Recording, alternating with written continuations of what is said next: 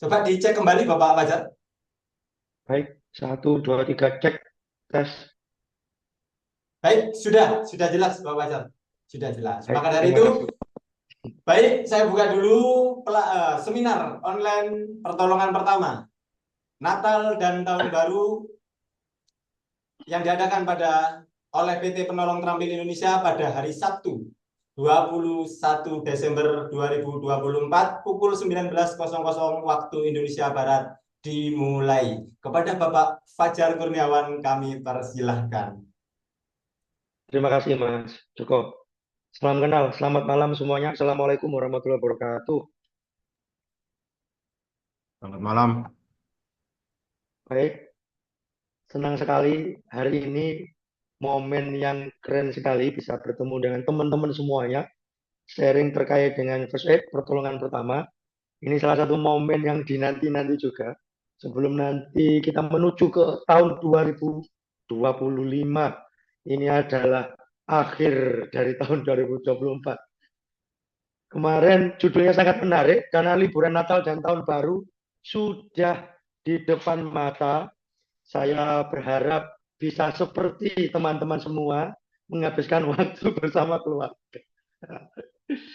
Baik, teman-teman semua, mohon izin, ini saya langsung saja menyampaikan materi terkait apa-apa potensi sekiranya yang terjadi ketika kita uh, bepergian ke suatu tempat.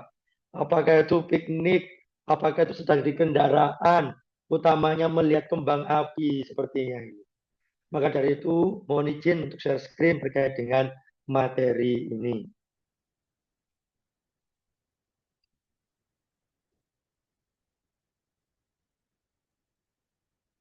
Baik, apakah ini sudah terlihat di screen teman-teman semua?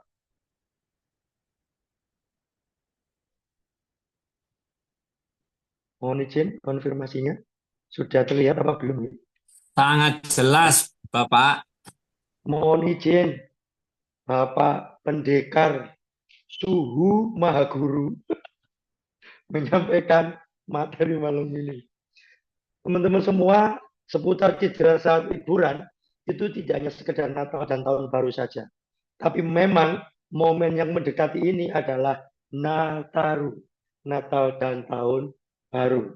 Ada beberapa hal yang menjadi highlight kesempatan kali ini untuk bisa kita berbagi apa-apa yang perlu kita lakukan agar nantinya potensi-potensi dari awal itu sudah kita skema dan sudah kita bisa pahami ketika terjadi. Sangat disayangkan jika kegiatan-kegiatan kita yang tadinya menyenangkan berubah menjadi sebuah tragedi. Salah satu potensi cedera hari ini terkait dengan luka bakar yang nanti akan kita discuss. Bisa saja terjadi ya karena kembang api. Ini juga bisa terjadi tidak hanya kepada kita, namun juga bisa terjadi kepada orang-orang terdekat kita, kesayangan kita, atau mungkin juga anak-anak kita. Petasan ini menjadi salah satu ciri khas ketika tahun baru seperti itu. Mungkin juga bagi teman-teman yang sekarang berada di tempat-tempat lain, contoh misalnya daerah pegunungan, wilayah-wilayah yang dingin, di mana sedang membakar api unggun untuk menghangatkan suasana dan juga untuk menghangatkan kebersamaan. Jangan-jangan sekarang ini ada yang lagi main grill bakar-bakaran, barbekyuan, seperti itu. Itu adalah semua hal yang bisa jadi menjadi potensi cedera ketika kita tidak waspada. Karena seseorang pernah mengatakan kepada saya yang berinisial H, bahwa semua hal di sekeliling kita itu berpotensi melukai kita. Berpotensi sekali ketika kita tidak hati-hati. Maka dari itu penting untuk bisa mewaspadai. Yang berikutnya yaitu terkait dengan potensi cedera yang lain.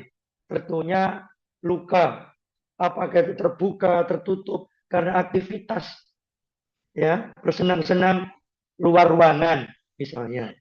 Atau juga ketika dalam transportasi, dalam perjalanan, apakah teman-teman berkendara di dalam mobil, berkendara kendaraan umum, atau menggunakan motor, yang tentunya tadi disampaikan pada sesi leadernya baik sekali, karena bagaimanapun juga itu tadi cedera bisa berada di mana saja, kapan saja.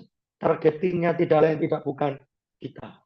Kita tidak berharap ini terjadi, tapi ketika ini terjadi, ada something yang bisa kita lakukan. Seperti itu, potensi cedera kedua, yaitu luka. Tentunya nanti tidak hanya dua itu, karena akan banyak potensi-potensi yang lain yang memungkinkan seperti itu. Ternyata dia menghabiskan waktu pada malam hari mengikuti kegiatan misalnya counting down, hitung mundur perayaan pergantian tahun, yang dimana kita berkumpul pada area-area tertentu. Kadar oksigennya ternyata tidak terlalu bagus, yang menyebabkan pingsan, sesak. Beberapa kasus misalnya, mohon maaf, ketika sedang santai-santai, karaoke sedang enak-enaknya, tiba-tiba salah satu teman kita, keluarga kita, mengeluhkan nyeri dadanya. Tiba-tiba juga jatuh tersungkur. Dan ternyata belakangan baru diketahui ada permasalahan pada jantungnya, henti jantung. Atau nanti kita berdiskusi, kira-kira apa potensi cedera yang relevan, yang memiliki korelasi dengan Natal Tahun Baru dan liburan teman-teman semua. Seperti itu. Baik, kita akan menuju yang ke pertama. Kita lihat bagaimana api ini dan bagaimana enaknya daging ini yang dibakar. Saya tadi kok ya pas nemu ini begitu. Baunya sudah sampai Maluku apa tidak ini saya nggak tahu. Tapi ini sudah sampai di Jawa Timur. Luka bakar, burn injury. Setiap dari kita tahu apa itu luka bakar, tahu bagaimana bentuknya. Bahkan beberapa itu sudah memahami ada melempuh pada beberapa ketika terkontak dengan benda panas. Misalnya kalau bahasa kami kecos, knalpot, terkena knalpot. Itu sudah bagian dari kontak dengan benda panas. Tentunya luka bakar ini memiliki relasi terkait dengan panas. Dengan suhu tertentu, di mana suhu ini tidak bisa dikompromis oleh kulit kita, sehingga menimbulkan sebuah reaksi. Di mana reaksi ini terkait dengan kontak kulit terbagi menjadi 3. Nanti akan kami jelaskan. Disebabkan karena paparan panas sudah jelas, di mana paparan panas ini bisa karena kimia, listrik, radiasi, friksi, gesekan, dan lain sebagainya. Menyebabkan kerusakan pada lapisan kulit yang kita sayangi. Ya, dalam kasus yang sangat parah, ini bisa sampai menembus organ dalam yang bisa terbakar. Otot juga, tulang juga. Maka dari itu menghimbau, hati-hati dengan bahan-bahan yang mudah terbakar. Utamanya ketika kita merayakan perayaan-perayaan Natal dan Tahun Baru atau liburan sejenis yang lainnya. Karena ada kalanya api ketika itu kecil, maka api itu adalah teman kita. Namun sebaliknya, ketika api itu membesar dan uncontrol, maka itu akan menjadi musuh kita. Maka penting untuk mewaspadai. Air ketika bisa kontrol, maka air itu menjadi teman kita. Tapi airnya itu menjadi musuh kita ketika banjir yang melebihi kapasitas kita. Teman-teman semua, luka bakar mau tidak mau menjadi bagian dari kehidupan kita sehari-hari. Kita hidup dengan api, tapi ingat luka bakar menjadi bagian yang tak terpisahkan. Jangan begitu, mohon maaf, istri masak saja, minyaknya itu ketika memasak bahan-bahan tertentu, minyaknya itu kadang keluar dari tempatnya mengenai kulit. Tentunya bahan-bahan yang mudah terbakar ini menjadi pemicu bagaimana bisa terjadi api, kebakaran, panas. Ada panas, ada bahan bakar, ada oksigen, maka mereka akan memicu. Ya, menurut segitiga api itu bisa tercipta. Namun itu juga tidak terlepas dari reaksi kimia yang nantinya itu bisa membesar dan sebagainya. Ini terkait dengan luka bakar. Derajat luka bakar. Ini kami sampaikan dalam rangka untuk melakukan klasifikasi Karena selama ini kita hanya tahu beberapa luka bakar di masyarakat itu disamakan saja. Pada disiplin keilmuannya, pada first aid, luka bakar ini ada derajatnya. 1, 2, dan 3. Derajat ini pembagiannya berdasarkan lapisan kulit. Kamu ulangi lagi. Lapisan kulit. Dan lapisan kulit ini yang terdampak tidak mempengaruhi derajat beratnya sebuah luka bakar. Contoh, ketika itu derajat 1, 2, dan 3, maka belum tentu derajat 3 itu memiliki kompleksitas berat ringannya sebuah luka bakar. Nanti akan kita diskus di belakang. Intinya terbagi menjadi 3. Derajat 1, 2, dan 3. Seperti apa derajat 1? Seperti apa derajat 2? Dan seperti apa derajat 3? First degree burn. Ini menyasar pada lapisan luar kulit kita. Ditandai dengan warna kemerah-merahan saja. Tapi ingat, warna kemerah-merahan ini, kalau memang kulitnya yang merah, ya itu bukan luka bakar. Penyebabnya bisa beragam. Sinar matahari saja itu bisa. Kita ketahui bulan-bulan sebelum penghujan ini, suhu naik pada beberapa tempat. Bahkan tempat-tempat yang biasanya terkenal dingin, ternyata sudah mulai menghangat. Utamanya pada kota-kota besar, itu ada laporan 40-41 derajat. Ini terkait derajat 1. Ciri khas utamanya bisa kita ketahui sebagai orang awam, warna kemerah-merahan pada bagian-bagian tertentu yang terkontak dengan benda panas. Berikutnya, derajat kedua, ini lebih dalam lagi yang disasar. Ada di bawah lapisan kulit yang pertama. Salah satu ciri utamanya terlihat jelas, gelembung berisi cairan, bulosa, pula istilah-istilah lain di dalam dunia medis. Ketika kasus seperti ini, pada umumnya banyak yang tidak memahami bahwa gelembung berisi cairan ini itu tidak boleh diletuskan untuk orang-orang awam. Pertolongan pertama juga seperti kita. Kenapa? Ada kekhawatiran infeksi bisa terjadi. Karena dengan meletusnya ini, maka luka itu akan terjadi. Walaupun di satu sisi cairan berisi gelembung ini itu memproteksi luka bakarnya, tapi di sisi lain juga ini juga mempengaruhi bagaimana tindakan pertolongannya.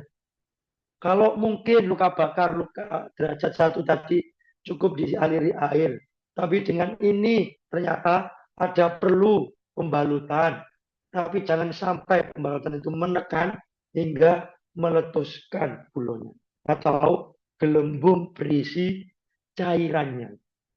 Seperti itu. Banyak literatur yang menyatakan terkait dengan ini.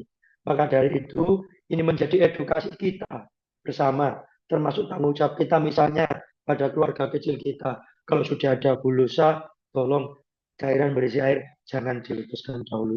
Walaupun nantinya itu ada kalanya meletus dengan sendirinya.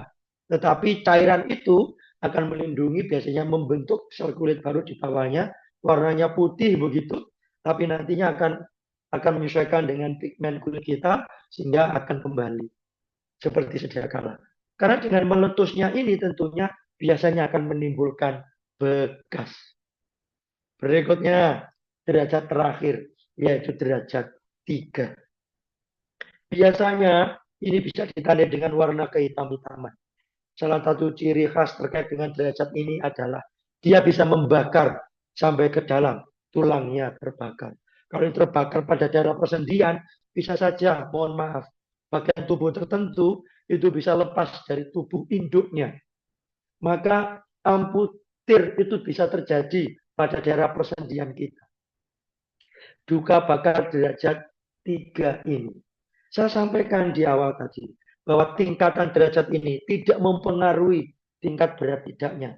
Kenapa? Kalau luka bakar derajat 3 pada jari kelingking dibandingkan derajat 2 pada satu lengan, tentunya derajat 2 pada satu lengan tadi itu memiliki persentase tingkat berat lebih berbahaya dibandingkan dengan yang hanya sekedar ujung jari. Setiap luka bakar itu pasti akan mengikuti pada level di bawahnya. Contoh, jika luka bakar derajat 3, biasanya akan ada yang mengikuti luka bakar derajat 2, dan juga ada luka bakar derajat 1. Begitu juga dengan luka bakar derajat 2, ya tentunya derajat 1 akan ikut. Tapi tidak berlaku sebaliknya. Jika luka bakar derajat 1 akan ada derajat 2, tidak. Kalau memang ada seperti itu, dipastikan luka derajat yang lebih tinggi itu menjadi klaim yang harus kita report, laporkan. Terkait dengan derajat luka bakar. Pertolongan pertama, luka bakar akan terbagi menjadi 2, spesifik dan umum. Kita sangat tahu musuhnya api adalah air. Kita berada di negara yang tercukupi airnya. Saya percaya teman-teman semua ini air di kanan kirinya itu tersedia dan ada. Maka itu menjadi sebuah fasilitas yang diberikan oleh Tuhan Yang Maha Esa untuk bisa kita memberikan pertolongan, dan itu mudah. Di kanan kiri kita air itu banyak. Kanan kiri kita walaupun tidak ada air yang mengalir, setidaknya ada air mineral dalam kemasan. Itu juga bisa digunakan. Mari kita lihat sama-sama seperti apa kiranya pertolongan pertama untuk luka bakar. Luka bakar secara umum 3A ini standar yang harus kita lakukan. Amankan diri kita sendiri. Amankan lingkungannya, apalagi ini kita bicara api. Aman tidak korbannya. Jangan-jangan korbannya itu masih dekat dengan apinya. Misalnya ketika itu api unggun. Contoh nyata, ketika seseorang ingin membakar api unggun, mereka menggunakan bahan-bahan yang sangat bersahabat sekali dengan api. Contoh, disiramlah itu petrol, bensin.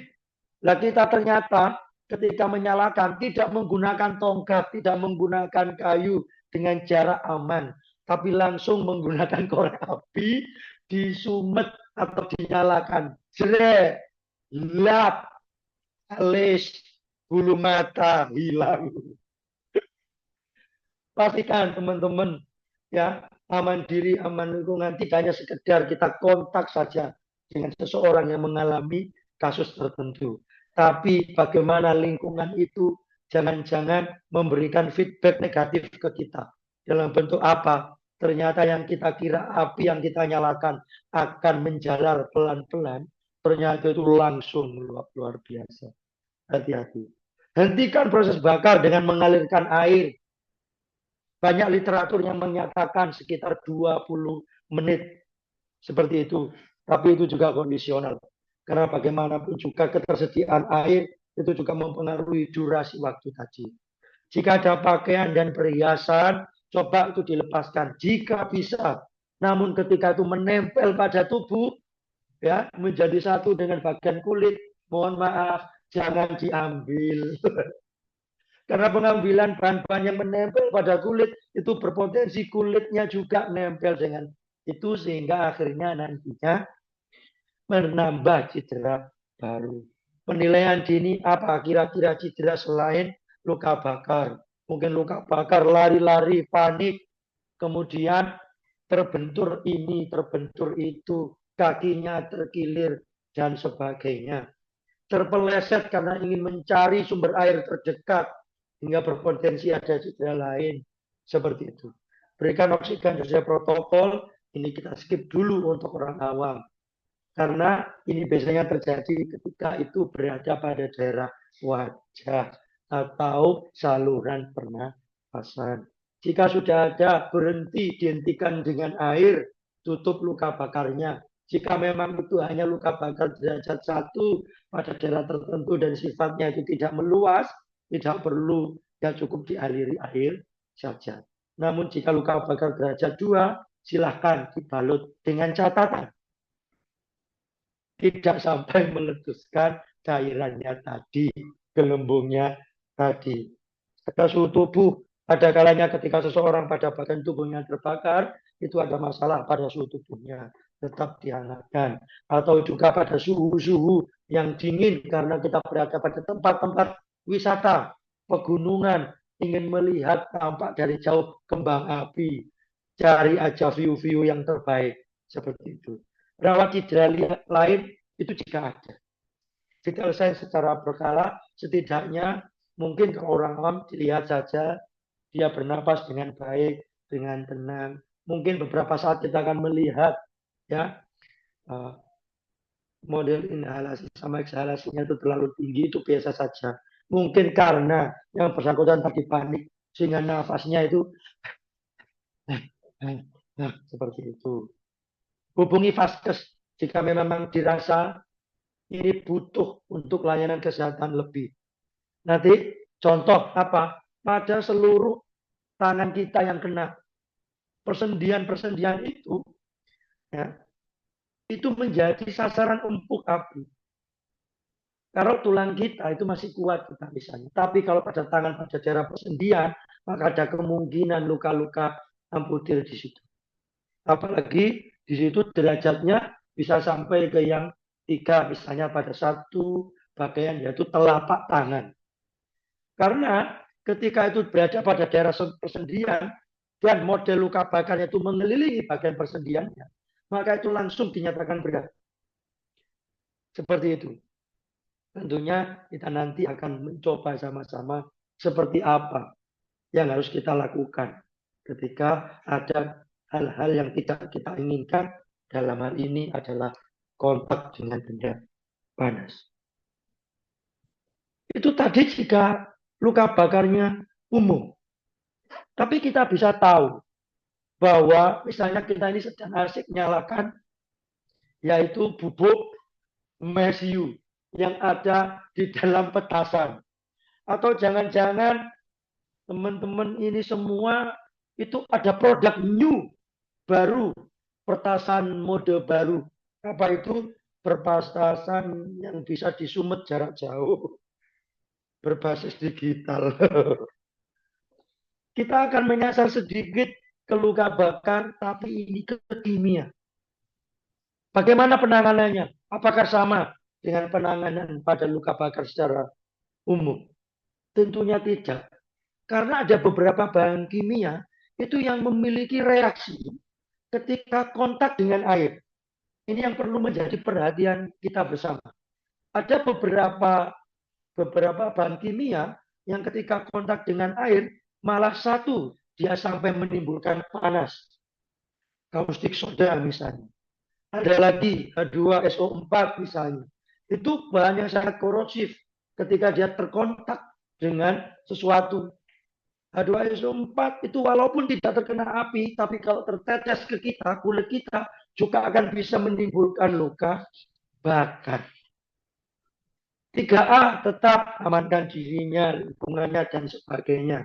Aliri air 20 menitan. Jangan menyiram bahan kimia yang bereaksi kuat dengan air. Jangan khawatir. Semua bahan kimia itu diatur ketat di negara kita. Salah satunya adalah label di baliknya, bahan-bahan kimia yang berbahaya biasanya ada di situ. Jangan sampai terkena air. Kalau terkena air, first aid yang harus dilakukan minimal apa? Tidak boleh kena dengan bagian-bagian tubuh yang sifatnya lunak. Contoh mata. Seperti itu. Jangan khawatir. Maka kalau ada bahan-bahan seperti itu, bungkusnya itu jangan langsung dibuang, disobek, atau malah dibakar. Karena di dalamnya itu ada sesuatu yang bisa kita pelajari.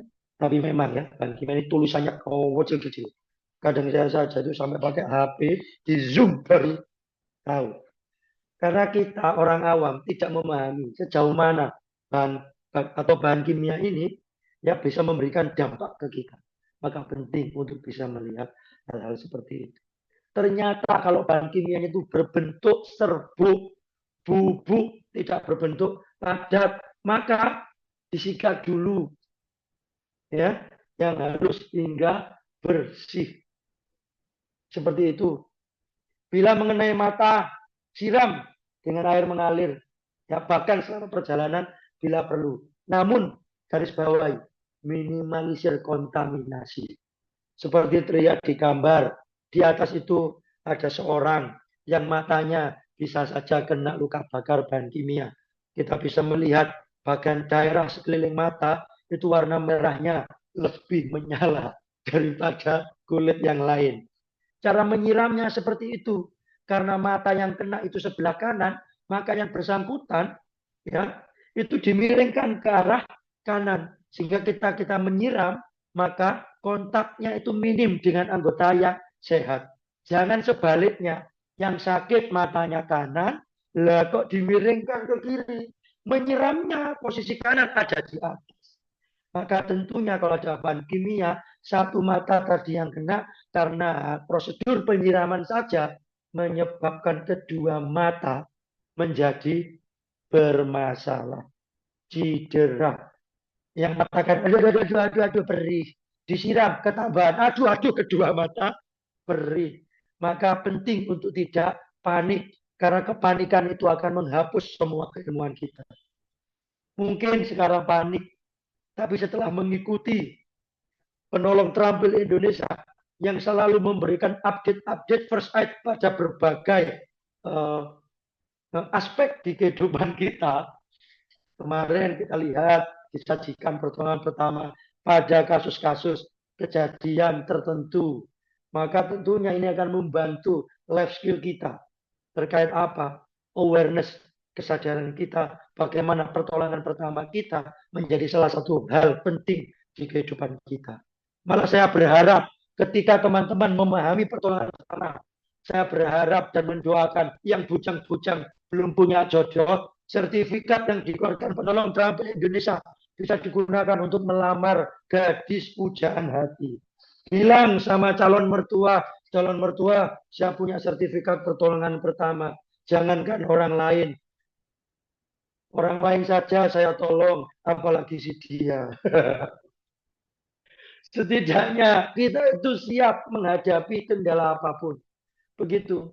Sebelum saya mengisi materi ini, kemarin juga diundang mengisi materi apa? Ibu-ibu PAUD, kelompok bermain, playgroup. Seperti itu. Artinya apa? Ini akan menyasar di semua lini kehidupan kita. Kita belajar bertahan hidup, tapi ketika terjadi sesuatu, kita tidak tahu apa-apa. Mohon ini menjadi awareness kita. Menjadi hal yang menjadi bagian yang perlu kita pertimbangkan. Nanti saya singgung di belakang bagaimana jika ada kasus-kasus henti jantung. Jangan dikira kasus henti jantung itu skenario sebuah drama yang ada film-film. Tidak, itu dekat sekali dengan kita. Mungkin tetangga-tetangga kita pernah bercerita. Teman-teman kita pernah bercerita. Itu semua ada di sekeliling kita. Amankan bekas pakaian yang terkontaminasi bahan-bahan kimia itu. Jangan sampai bahan kimia itu karena tidak tahu, maka itu juga menjadi masalah ketika nantinya tidak sengaja dibawa oleh orang lain atau terkena kontak oleh orang lain. Pasak penutup luka steril, ada shock bila ada. Luka bakar yang semakin banyak anggota tubuh yang terdampak luka bakar, maka biasanya shock itu akan terjadi. Maka apa yang harus kita lakukan? Pertahankan suhu tubuhnya, tinggikan tungkainya, awasi tanda vitalnya. Hal-hal itu yang penting menjadi bagian dari proses penanganan luka bakar kimia. Ingat, tentunya setelah kita lakukan ini akan memantapkan kita ketika kita bawa ke fasilitas kesehatan yang memadai terkait dengan luka bakar ini. Beberapa di antara kita masih saja menggunakan benda-benda di sekeliling kita yang tidak tahu apa benar itu memang digunakan untuk luka bakar. Paling sering yang dipakai itu adalah odol, pasta gigi. Selama ini kita pakai pasta gigi karena kita merasakan di gigi kita, di mulut kita ada istilah isis, dingin di mulut. Karena itu ada bahan kimia yang disebut mentol, min. Dua itu saja yang kita ketahui. Kita tidak tahu, jangan-jangan ada bahan-bahan kimia yang ada di dalam pasta gigi itu malah memperburuk atau menghambat proses regenerasi kulit kita. Maka silakan browsing menggunakan apapun. Tanya apakah odol itu direkomendasikan untuk luka bakar. Atau terlalu lama mencari, tanya saja ke Gemini, AI, ChatGPT, odol untuk luka bakar. AI saja akan merekomendasikan, tidak untuk digunakan. Seperti itu pembahasannya. Kita lanjut berikutnya. Menuju ke luka. Ya, seperti ini. Terkait dengan luka, kita semua memahami yang kita tahu luka itu ada perjalanan. Luka itu tempatnya bisa di mana saja, tergantung yang ngasih luka. Seperti itu. Gambar ini ada di punggung tangan, seperti itu. Juga terlihat ada sayatan di ujung jari. Sayatan ini menunjuk ke penolong terampil Indonesia. Dalam artian apa? Penolong terampil Indonesia menjadi salah satu barometer bagaimana luka ini bisa kita handling. Saya terlalu banyak ngomong penolong terampil Indonesia. Mas Bayu ini, Bapak Direktur sekarang ini sedang tersenyum tipis-tipis. Jenis-jenis luka, mohon izin teman-teman semua untuk bisa memvisualisasikan jauh lebih baik bagaimana jenis-jenis luka itu. Ini saya mencari ya beberapa contoh luka ya dalam kategori menengah ke bawah, tidak yang ekstrim-ekstrim sekali. Saya khawatir jangan-jangan ini mempengaruhi psikologis. Karena ketika melihat luka saraf yang begitu merah, kita teringat dengan stroberi. Kita lihat di sini ada beberapa luka. Yang paling atas itu saya tulis lecet. Luka ini memiliki ciri khas apa? Perih kalau kena air, apalagi yang lain. Ya, kenapa? Ujung sarafnya itu tergores. Maka respon dari nervusnya atau sarafnya memberikan istilah kita, rasa disebut perih. Itu luka lecet. Luka lecet bukan sebuah luka yang bisa dibilang ini ringan. Kalau lecetnya sedikit, it's okay. Tapi kalau itu terjadi pada kepala, maka itu tidak bisa dipandang sebelah mata. Berikutnya saya jelas, tapi lukanya teratur. Biasanya yang menjadi perhatian kita ketika objek menyayatnya tadi itu mengenai pembuluh darah kita, yaitu arteri. Ini terkait luka saya. Itu makanya saya agak jengkel sama orang-orang yang bunuh diri menggunakan sayatan di pergelangan tangan. Itu terlalu lama waktunya untuk mengakhiri hidup. Gitu. Di mana? Ya karena di situ pembuluh darahnya kecil. Setelah dibuka mungkin yang kena ternyata enggak arteri tapi venanya. Maka venanya darahnya itu tidak memancar, dia mengalir saja. Ya kita punya waktu ya 10-15 menitan lah untuk lihat nonton drakor. Ya, kemudian juga beraktivitas yang lain, misalnya masak-memasak, ngegrill. Ya kita masih punya waktu lah sampai 20 menitan begitu. Kalau ingin cepat di mana? Nadi terbesar di tubuh kita itu di femoralis, mana? Lipatan paha. Itu besar sekali. Kalau tahu selang di rumah, sebesar itulah kira-kira. Maka dengan satu kali nges begitu, maka tentunya tidak butuh waktu hitungan sampai jam 10 menit, tidak 2-3 menit darah yang keluar itu sudah satuan liter. Maka kita rekomendasikan ya, ayo yang mau bunuh diri, coba jangan di pergelangan. Lipatan paha cepat. Berikutnya itu ada amputir, kelihatan sekali ada bagian tubuh. Ada tusuk. Tusuk ini ada dua jenis. Yang pertama, objeknya menancap. Yang kedua, objeknya itu enggak menancap. Seperti gambar ini, kalau orang kena paku gitu ya misalnya. Ini objeknya enggak menancap. Beberapa kasus yang objeknya menancap, prinsip pertolongan pertama, mari kita pelajari sama-sama. Apa prinsipnya? Bahwa objek yang menancap dalam tubuh tidak boleh dicabut. Tapi perlu kita tambahi, teman-teman semua. Ketika kita ini tahu objek itu tidak dicabut, korbannya perlu kita edukasi. Kita tahu kalau kita nggak cabut. Lah kok korbannya itu mencabut tanpa sepengetahuan kita. Ada orang tertusuk, sebentar Pak, jangan dicabut dulu. Karena orangnya masih sadar. Misalnya ada anggota gerak atas gitu ya, lengan atas tertusuk. Dia masih sadar, masih bisa berbicara. Responnya yang masih bagus. Seperti itu. Kita ambil sesuatu ke belakang, kembalilah kok dicabut.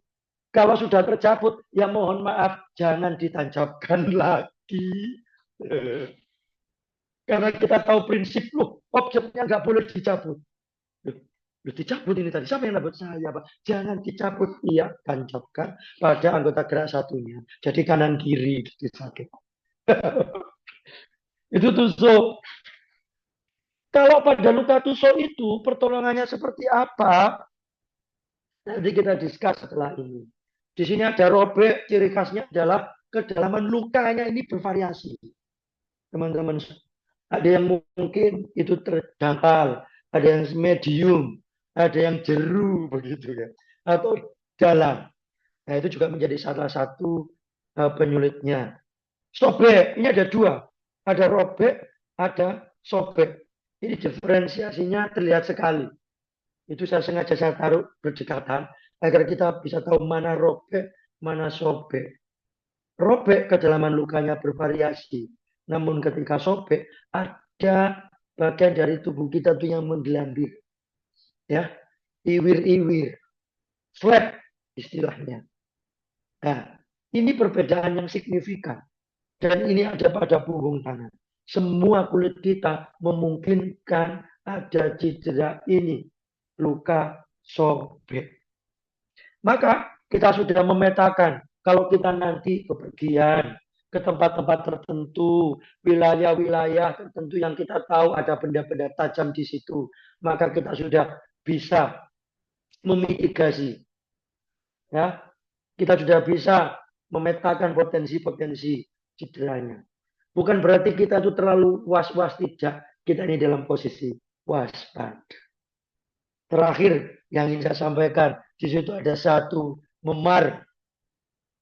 Dari semuanya ini, gambar ini hanya memar yang darahnya tidak keluar dari kulitnya. Dia keluar dari pembuluh darahnya, tapi tidak sampai menembus kulit. Maka memar ini menjadi contoh bagaimana luka itu terbagi jadi dua. Memar masuk kategori luka tertutup, sementara sisanya tadi itu masuk jenis luka terbuka. Ya, seperti itu. Ada luka tertutup, ada luka terbuka. Maka tentunya cara dari penanganannya itu akan berbeda. Untuk luka terbuka, ketika lukanya ini non objek yang menancap, nanti kalau sudah menancap itu ada tambahan lagi. Ada pressure atau tekan, elevation atau tinggikan, kemudian pressure point atau tekan pada titik tekan pada pembuluh distal dari anggota yang cedera tadi, maka ini adalah salah satu hal mudah yang bisa kita lakukan. Pertolongan pertama pada dasarnya didesain mudah untuk diduplikasi, ditiru, mudah. Untuk apa? Ya karena memang edukasi. Karena itu mudah bisa diterapkan, bisa kita bayangkan. Banyak orang yang paham cara melakukan teknik pengendalian perdarahan pada luka terbuka. Jangan lagi mengedepankan paniknya, tapi kedepankan knowledge teman-teman semua setelah mengikuti kegiatan ini yang diselenggarakan oleh Penolong Terampil Indonesia. Pertama, tekan. Tinggikan, tekan pada titik tekan. Ini adalah contoh yang mudah ketika terjadi pada anggota gerak. Ini ada pada lengan bawah kita. Apakah luka itu pasti di lengan bawah? Ya tidak. Bisa saja pada anggota gerak bawah. Bisa saja pada lutut kanan, kiri ada luka terbuka, dan sebagainya. Pertama, tekan menggunakan bahan-bahan yang tentunya ada di sekeliling kita yang bisa menyerap darah. Seperti itu.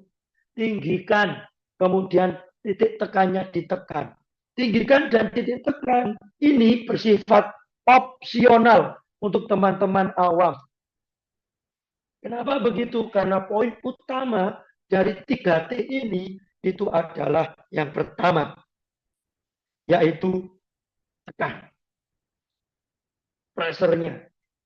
Ya, gunakan apa-apa di sekeliling kita yang sekiranya bisa.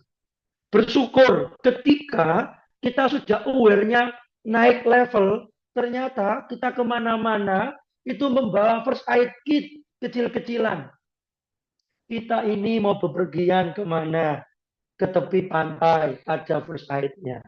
Di bawah, potensi cedera, misalnya di kaki injak kerang. Kan seperti itu. Kemudian lagi kita ke tempat-tempat lain, ya, yang punya potensi first aid kit itu menjadi bagian tak terpisahkan. Tidak, ini yang terlihat itu saya lihat di televisi. Ada anak naik gunung. Naik gunung itu loh pakaiannya tipis begitu. Iya, kenapa? Naik gunungnya itu bukan hobi. Karena hobi naik gunung, mereka pasti mempersiapkan safety plan. First aid salah satunya. Pasti tidak anak-anak itu. Naik ke atas, nggak pakai sepatu yang dipergunakan sebagaimana mestinya. Jaket ala kadarnya. Hipotermia terjadi di sana. Jangankan first aid kit, minuman hangat saja mereka nggak bawa. Tremos. Maka orang-orang yang tidak mempersiapkan first aid kit ketika kemana-mana, itu sama dengan menantang malaikat pencabut nyawa. Jangan. Kalau yang ditantang itu sama-sama orangnya, tidak apa-apa. Tapi ini malaikat pencabut nyawa. Bahaya, bahaya. Kemana-mana tanpa persiapan, tidak ada first aid kit, itu sama dengan mengundang malaikat pencabut nyawa. Sama dengan apa? Seperti ini. Kalau kita tidak membawa first aid kit, tidak aware terhadap lingkungan sekitar kita. Sama dengan WA, yang di WA malaikat pencabut nyawa. Malaikat pencabut nyawa, saya WA. Oh, posisiku di sini, bro. Malaikat pencabut nyawa bilang, Sherlock, lah ini bahaya kalau didatangi beneran.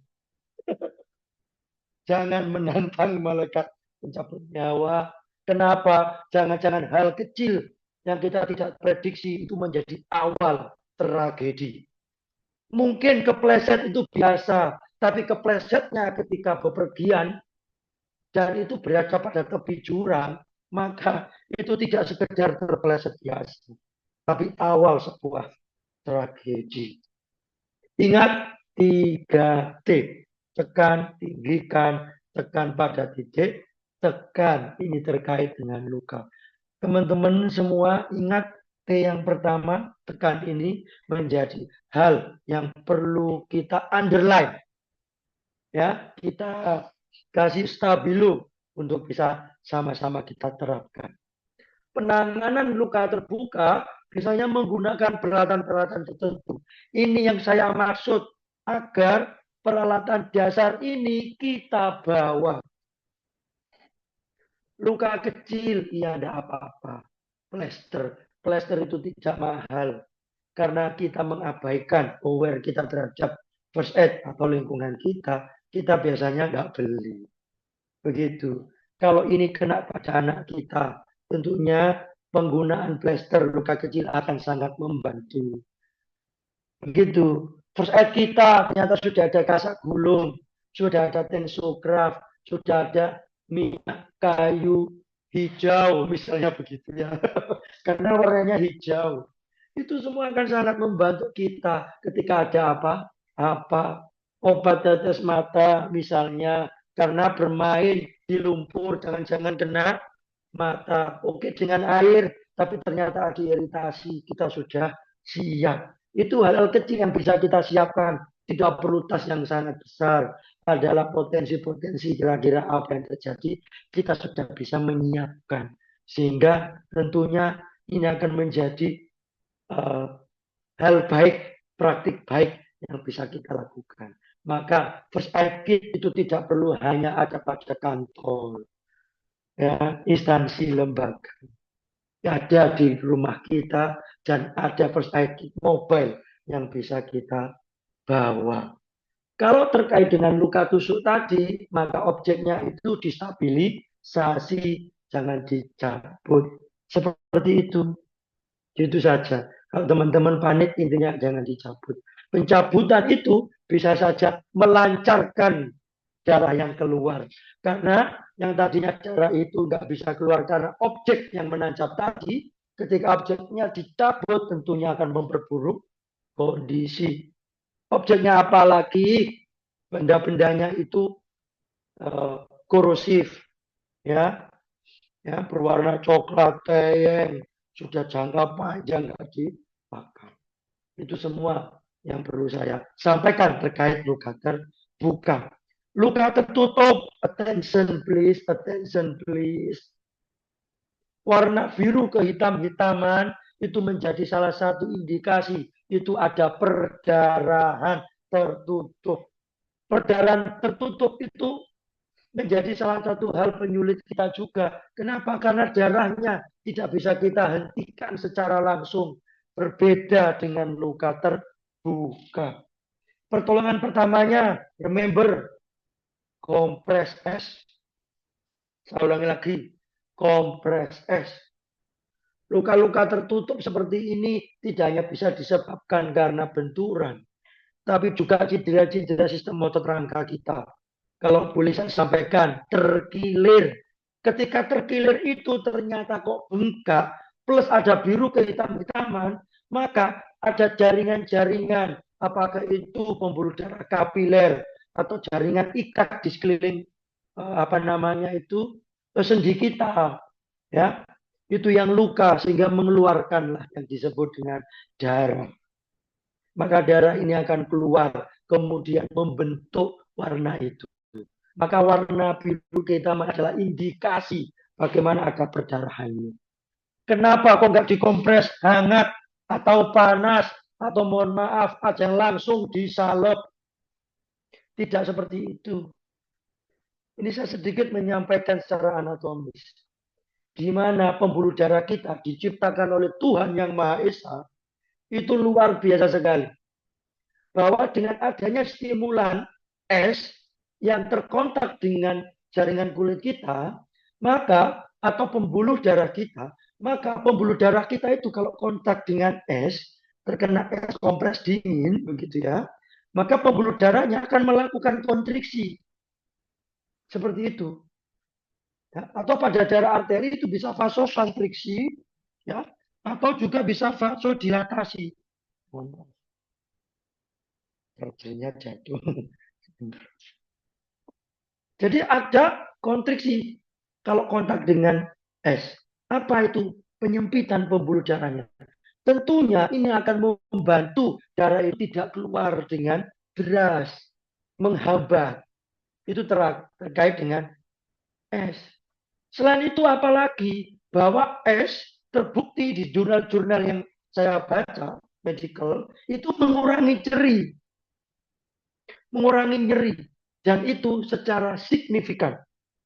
Ya, disebut signifikan itu biasanya statistiknya itu angkanya kalau boleh saya sebut itu di atas 50%, 50%.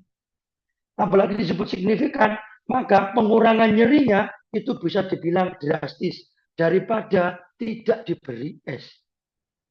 Maka dari itu kompres es menjadi bagian penting yang kalau kita kemana-mana begitu ya disiapkan.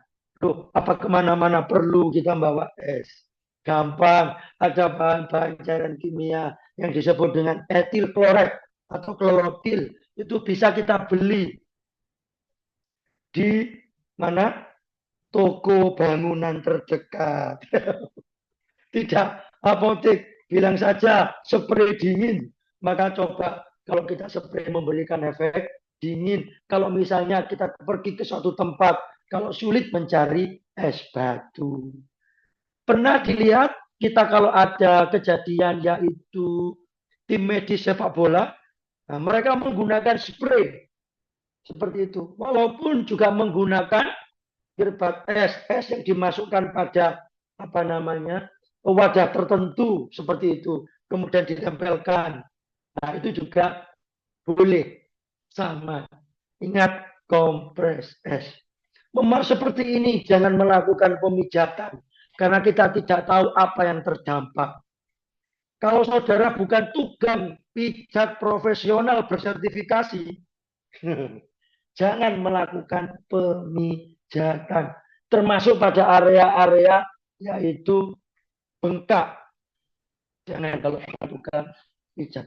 Berikan pertolongan pertamanya kompres es ini. Tentunya kalau tergilir dikasih kompres, ya tentunya kita akan perban. Kita akan balut. Beli aja pembalut yang coklat molor itu, Bensocraft atau pembalut elastis, itu masukkan pada first aid kit keluarga kita. Itu bisa dipakai berbagai macam hal. Seperti itu. Ini salah satu contoh kompres es. Sebaliknya, kalau diberikan stimulan hangat, apalagi panas, maka pembuluh darah itu akan dilatasi, mengembang, membesar. Maka tentu pembuluh darahnya, darah yang ada di dalam pembuluh darah akan mengeluarkan darah yang jauh lebih banyak. Itulah kenapa kok sampai teng teng teng ya setelah dipijat atau diberi stimulan hangat atau panas. Dan tengnya itu pun juga mengikuti irama denyut jantung. Maka kemungkinan ada arteri yang di situ terdampak pembuluh darahnya. Oh, ini terkait dengan luka tertutup. Berikutnya adalah bagaimana kita bisa melakukan penanganan cedera-cedera yang lain. Tidak menutup kemungkinan karena tingkat kelelahannya yang tinggi, pingsan itu terjadi. Pada tempat-tempat tertentu, ternyata menstimulan dingin itu sesak kumat. Hal itu. Pingsan ini menjadi bagian yang mungkin teman-teman semua sudah bisa mengetahui. Pingsan itu tidak sekedar bahwa seseorang ketika jatuh terkapar lemah tak berdaya. Tidak seperti itu. Pingsan yang hakiki, pingsan yang sejati, pingsan yang sesungguhnya.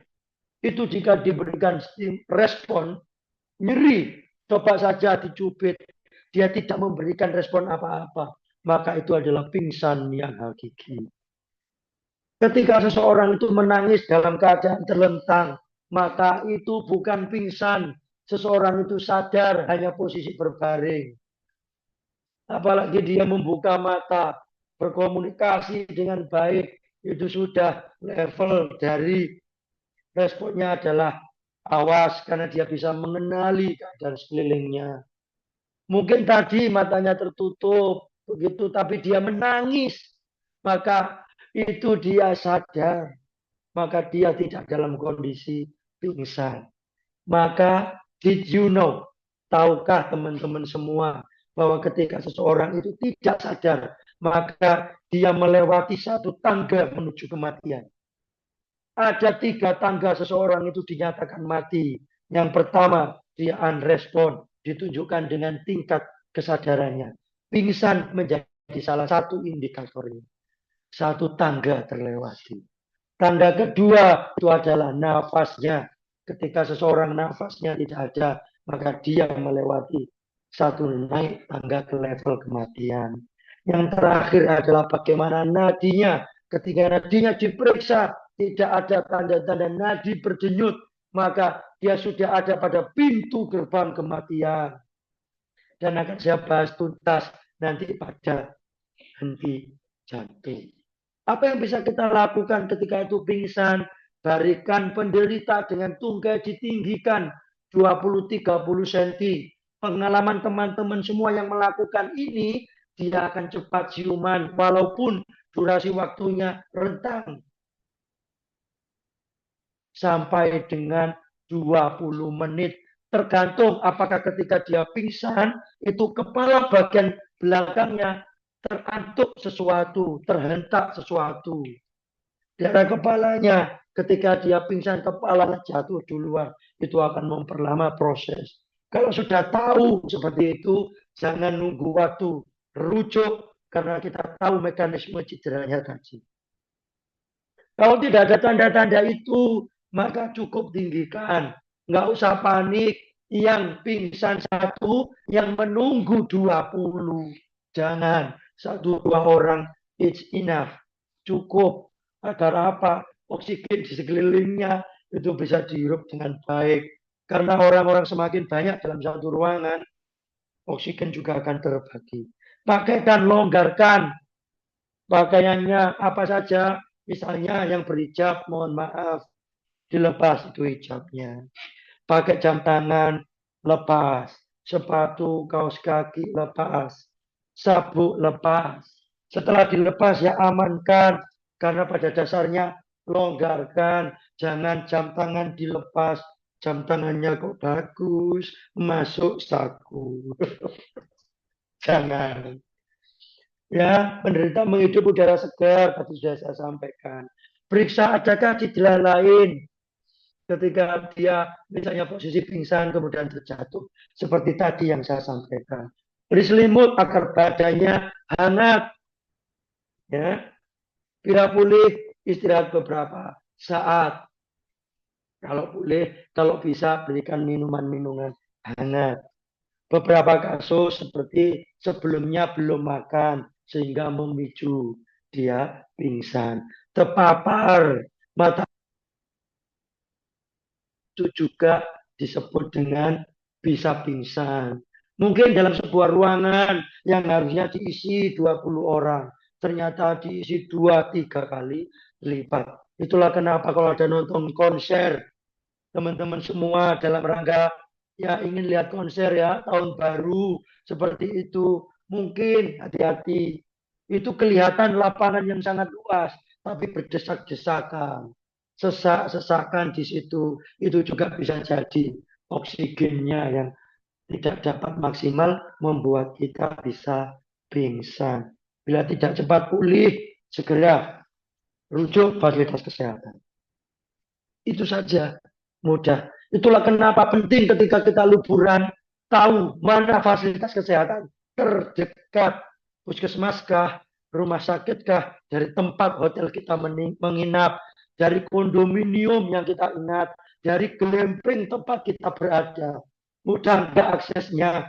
Kalau memang itu bisa diakses, berapa waktu yang dibutuhkan ke arah sana, itu menjadi skala prioritas kita. Mapping instansi kesehatan, fasilitas kesehatan terdekat. Terkait dengan pingsan. Lanjut, henti dan jantung. Teman-teman, henti jantung yang saya perkenalkan ini adalah hand-only CPR yang sudah diratifikasi setiap 5 tahun. Bahkan ada update tambahan beberapa itu 3 tahun ketika itu melakukan urgensinya. Dikeluarkan oleh American Heart Association. Ini adalah beberapa hal terkait dengan henti jantung. Hands only. Apa maknanya?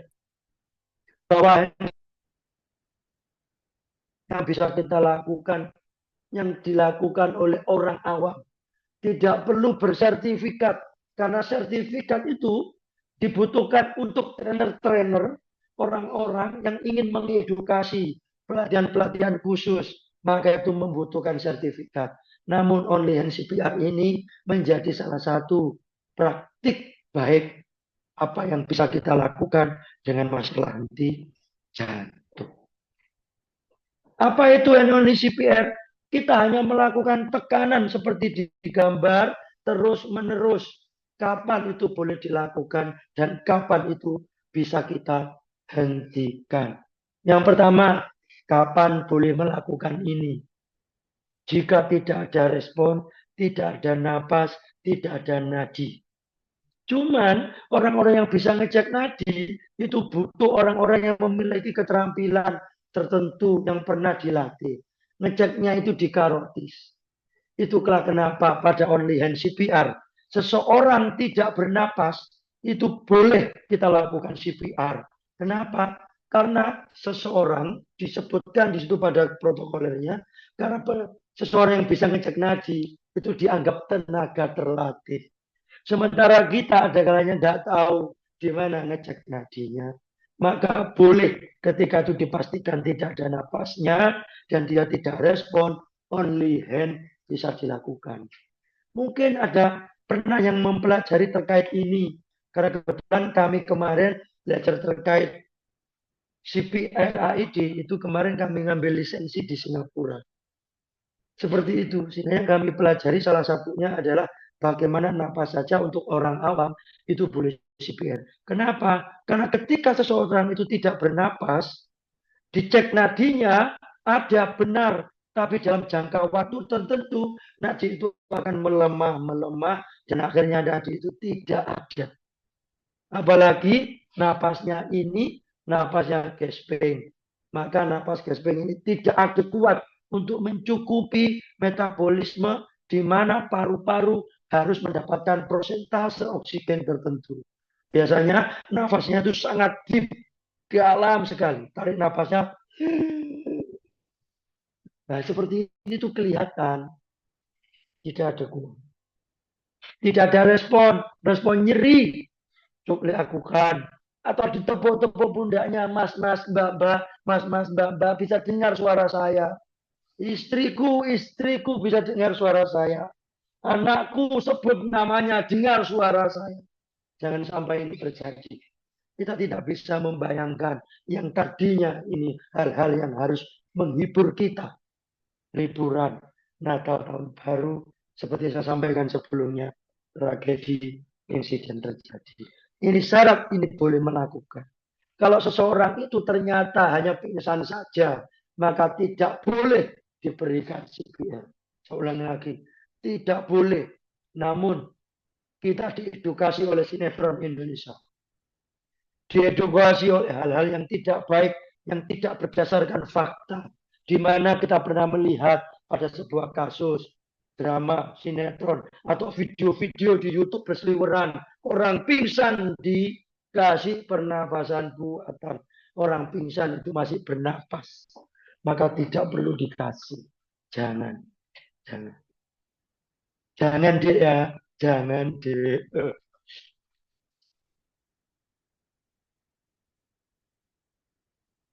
Berikutnya, kapan kita boleh menghentikan pemberian kita CPR tadi?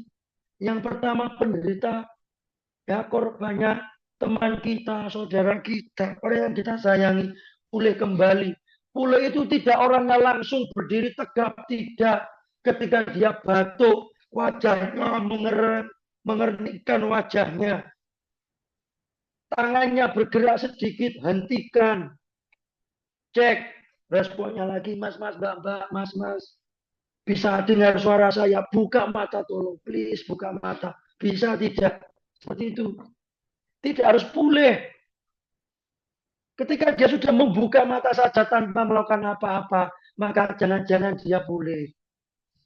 Respon. Dia menoleh kanan kiri.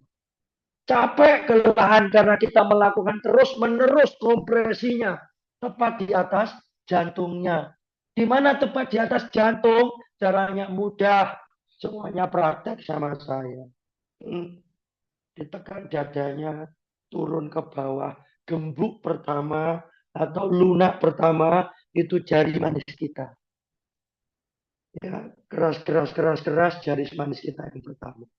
Tambahkan 2 jari di sebelahnya.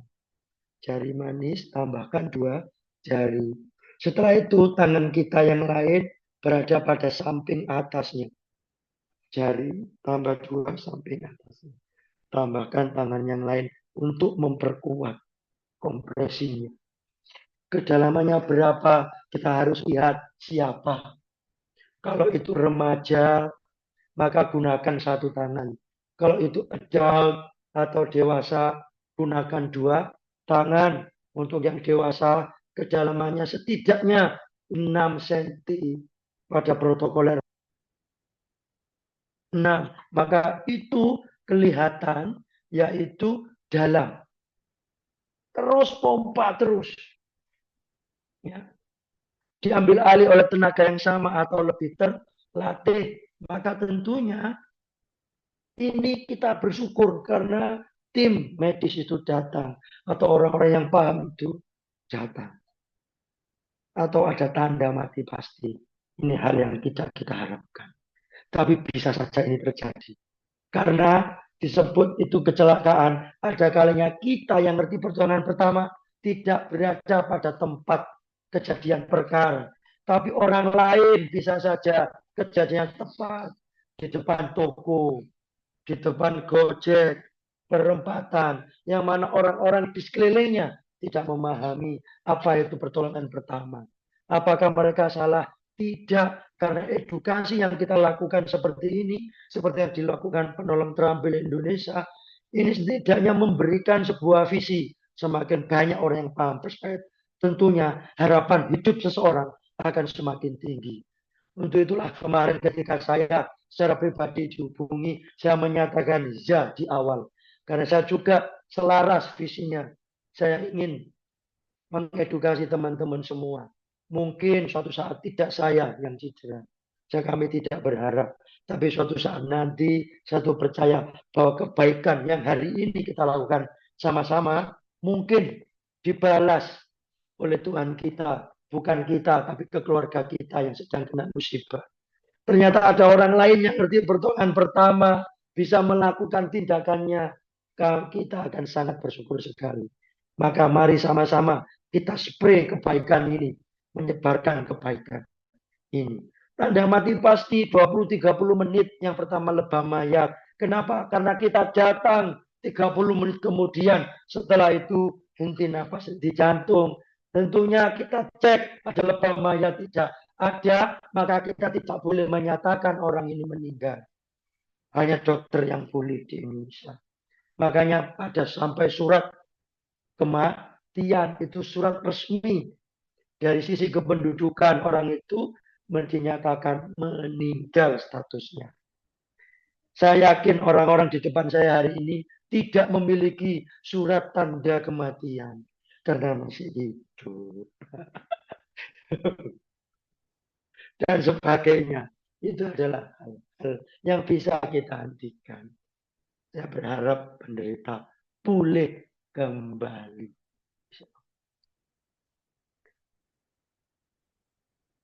Berikutnya adalah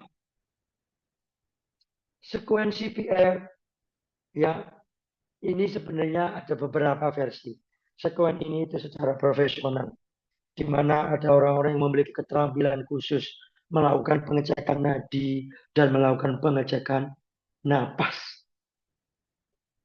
Seperti ini, cek responnya, tepuk-tepuk begitu, kemudian minta pertolongan begitu. Nah, setelah minta pertolongan, jangan lupa teman-teman semua cek napasnya. Kalau tidak ada sudah kompresi saja. Kalau ada yang menghalangi pada bagian tubuhnya, coba aja dibuka kancingnya 1-2. Seperti itu lakukan kompresi. Lakukan ini sampai kapan? Sampai menuju ke rumah sakit. Bahkan ketika ditransportasi, silakan melakukan only hand CPR. Di kendaraan boleh silakan. Sampai di rumah sakit. Seperti itu. Ini sekuen CPR. Tentunya ini semua menjadi pemahaman kita bersama. Jangan-jangan informasi yang saya sampaikan ternyata sudah diketahui. Tentunya saya berterima kasih, bersyukur. Ini akan menjadi penguat. Ternyata informasi yang saya sampaikan ternyata ada setengah dan terlengkapi hari ini.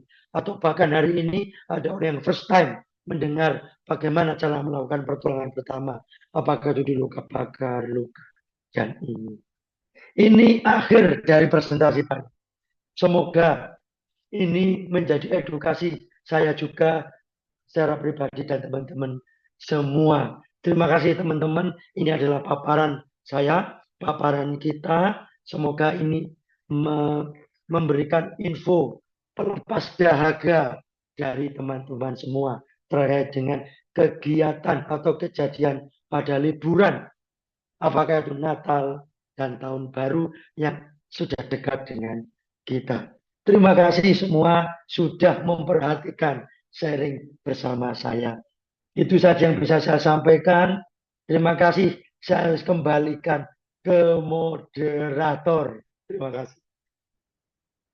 Baik, terima kasih Terima kasih Bapak Fajar. Mungkin saya akan buka tanya jawab terlebih dahulu kepada teman-teman yang ingin menanyakan seputar yang disampaikan oleh Bapak Fajar barusan atau menanyakan sharing. Jadi bisa sharing atau pernah melihat kejadian seperti apa atau pernah menangani kejadian seperti apa. Bisa kita sharingkan di sini nanti. Silakan teman-teman, saya buka tanya jawab yang pertama dulu dari teman-teman. Ada yang mau menanyakan? Silakan yang resen. Maulana Aprilia, silakan Mbak Maulani, sorry, mohon maaf. Mbak Maulani, silakan. Baik, terima kasih Bapak. Jadi, tadi di bagian slide kapan boleh menghentikan SGP, itu tertulis bahwa ketika ada cedera yang mematikan. Nah, jadi kita itu sebagai penolong ketika menemukan korban dengan cedera mematikan itu, atau bisa dikatakan dengan adanya indikasi cedera mematikan itu perlu diupayakan RGP dulu atau enggak perlu? Seperti itu, Bapak. Baik, Terima nah kasih. itu Bapak Fajar pertanyaannya seperti itu. Monggo Bapak Fajar langsung dijawab saja. Bang Maulani, terima kasih atas pertanyaannya. Keren sekali dan ternyata jeli. Gitu. Sampai mencatat di bukunya.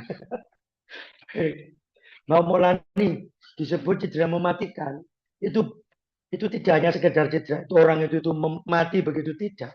Bahwa dengan melihat cederanya, kita tahu harapan hidup orang itu tipis. Begitu, contoh ya, contoh. Mungkin teman-teman pernah tahu ada kasus-kasus kecelakaan begitu, lukanya itu sangat dahsyat. Hanya dengan melihat saja kita mengalami trauma psikologis. Apa contohnya? Mohon maaf kalau bisa sebutkan. Pahanya terlindas truk. Itu cedera mematikan. Apakah orangnya langsung mati? Tidak. Orangnya itu kadang masih sadar, masih ada. Atau bagian tubuhnya terpisah, lengannya. Atau mohon maaf, ada pipa yang menancap di perutnya. Ya, terkena anak panah atau objek-objek yang lain. Intinya kita tahu harapan hidup orang itu tipis. Tetapi kita tidak boleh menggantungkan itu. Kita orang yang beragama. Kita harus berikhtiar.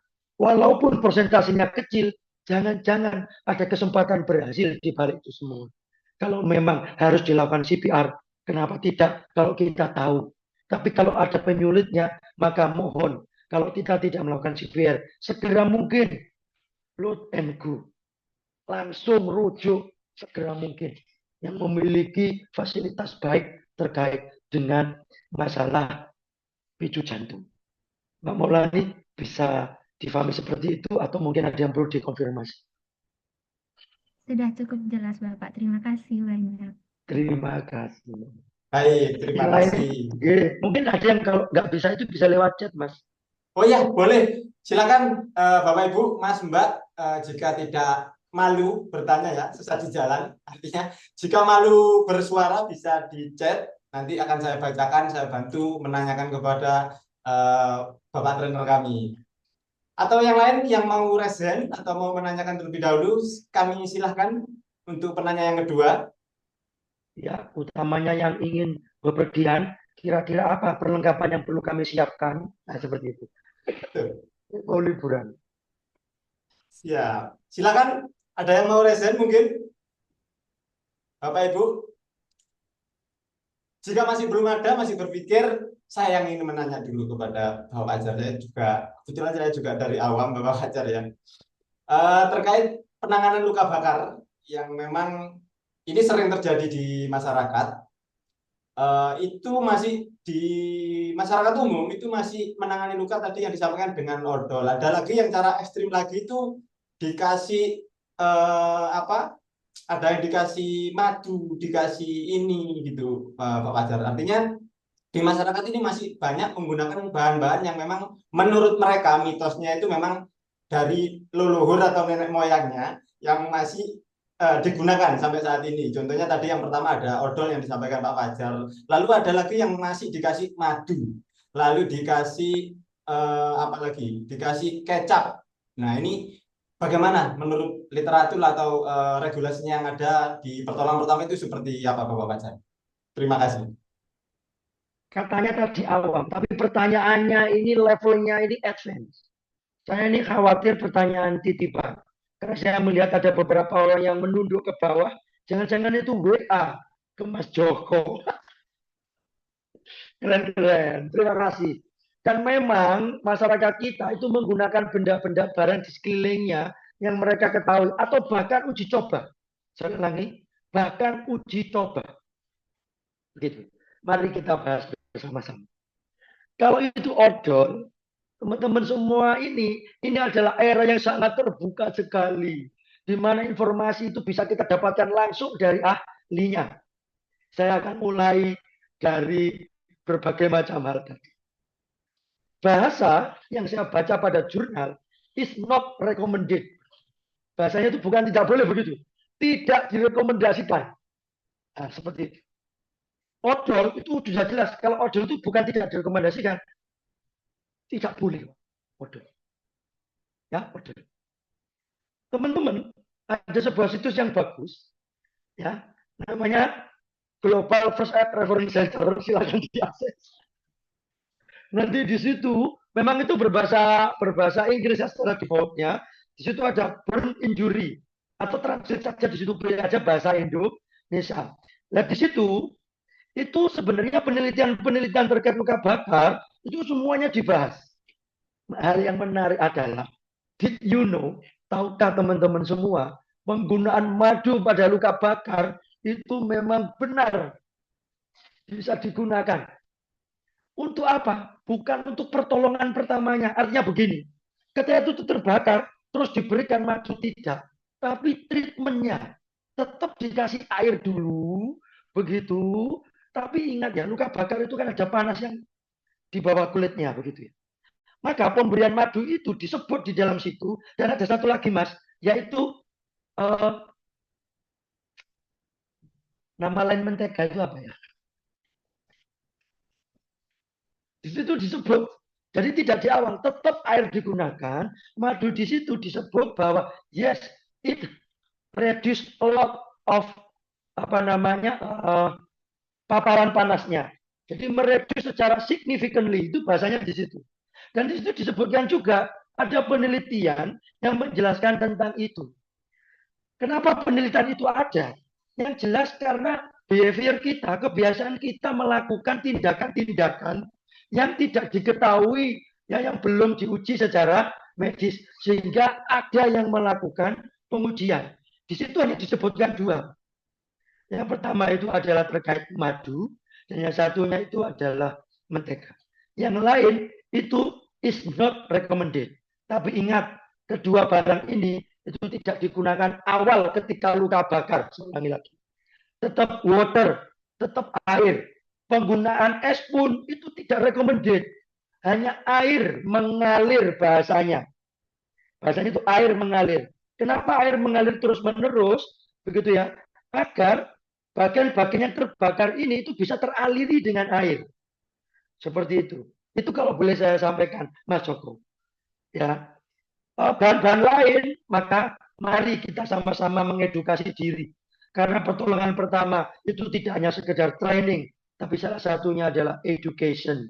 Ya, ada lagi tindakan preventifnya. Ya, seperti hari ini kan bukan hanya sekedar training, ada tindakan preventif, ya edukasi juga yang bisa kita sama-sama bisa kita pelajari. Mas, seperti itu madu. Maka madu itu sekarang boleh dipakai, boleh dijilat malah enak itu karena ada bau-bau gosong-gosong yang enak begitu loh. Kalau kecap is not recommended, tidak Pak. Lah itu sudah gosong dikasih kecap, baunya itu loh pasti akan membuat kita ingin memakannya. Oke, itu Mas Joko. Baik, terima kasih. Terjawab, Bapak Fajar. Terima kasih atas jawabannya.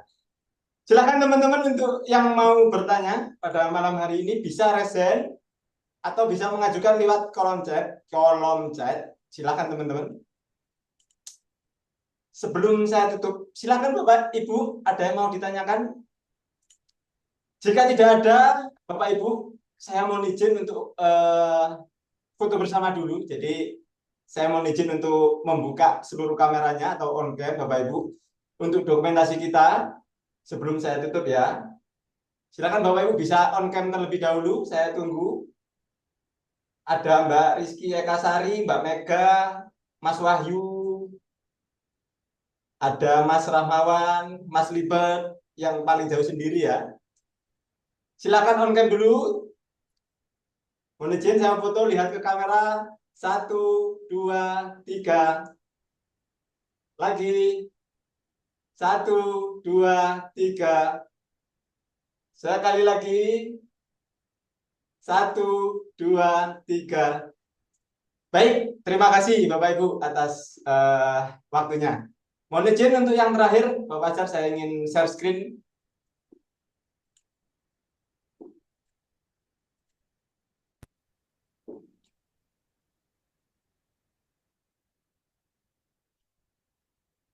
Nah, di sini Bapak Ibu, untuk pelatihan kita selanjutnya Bapak Ibu, di sini kita membuka kelas online lagi pada hari Sabtu tanggal 28 Desember 2024 bersama Bapak Direktur kami. Dan ini diadakan secara gratis untuk masyarakat umum, terbuka untuk umum. Artinya ini gratis, tis-tis ya. Tidak ada biaya sepeser pun.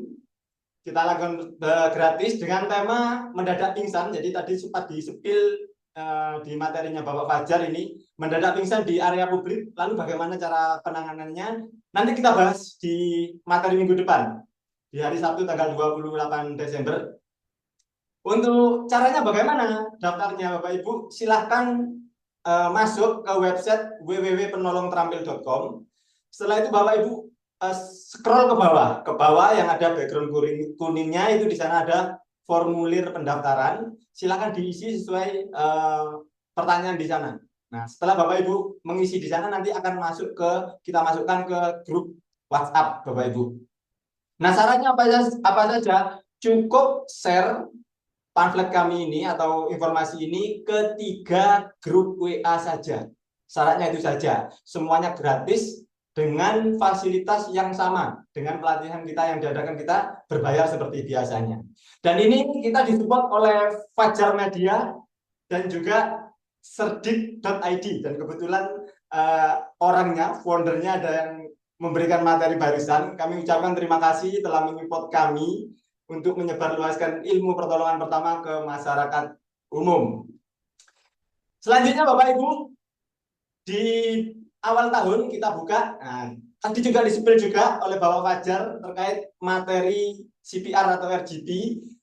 Nanti kita bahas di sini di awal Januari, pada tanggal 4 Januari, Sabtu 4 Januari 2025 ya, jadi tahun depan.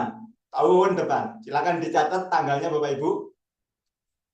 Dan trainer kami kebetulan sertifikatnya beliau trainer American Heart Association atau AHA yang sudah tersertifikasi dengan fasilitas juga yang sama di hari Sabtu tanggal 4 Januari. Silahkan dicatat ya.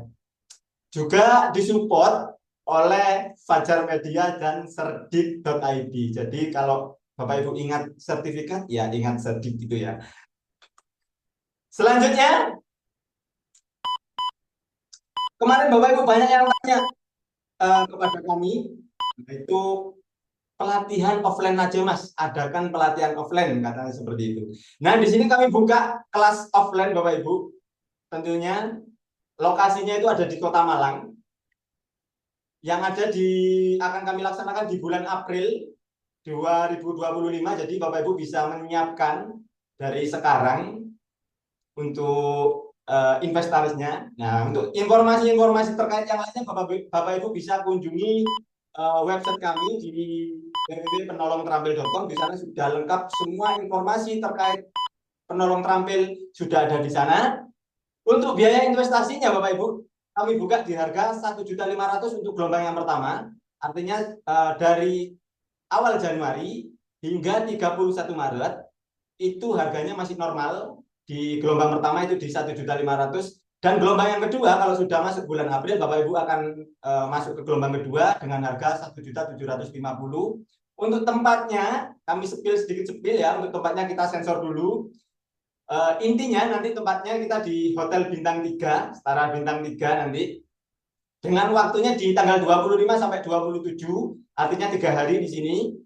dari hari Jumat, Sabtu, Minggu ya, 25 sampai 27 April. Tentunya dengan trainer-trainer kami yang sudah tersertifikasi dan juga ahli di bidangnya di sana dengan trainer-trainer penolong terampil Indonesia. Seperti itu Bapak Ibu yang saya sampaikan untuk informasi pada malam hari ini. Apabila ada yang ditanyakan atau kebutuhan-kebutuhan yang lainnya, Bapak Ibu bisa menghubungi kami melalui WhatsApp nantinya di nomor kami, atau bisa mengunjungi langsung di website kami. Seperti itu. Selanjutnya Bapak Ibu, kami ucapkan terima kasih banyak. Kami ucapkan terima kasih banyak kepada Bapak Fajar. Kami ucapkan terima kasih banyak kepada seluruh peserta yang menghadir, yang eh, melihat atau mendengarkan materi pada malam hari ini. Saya ucapkan terima kasih banyak. Semoga kita diberikan aman dan nyaman selama liburan kita berlangsung. Dan saya ucapkan selamat Hari Natal bagi yang merayakan. Dan juga selamat Tahun Baru 2025. Kami dari Penolong Terampil Indonesia mengucapkan terima kasih banyak. Dan wassalamualaikum warahmatullahi wabarakatuh. Selamat malam.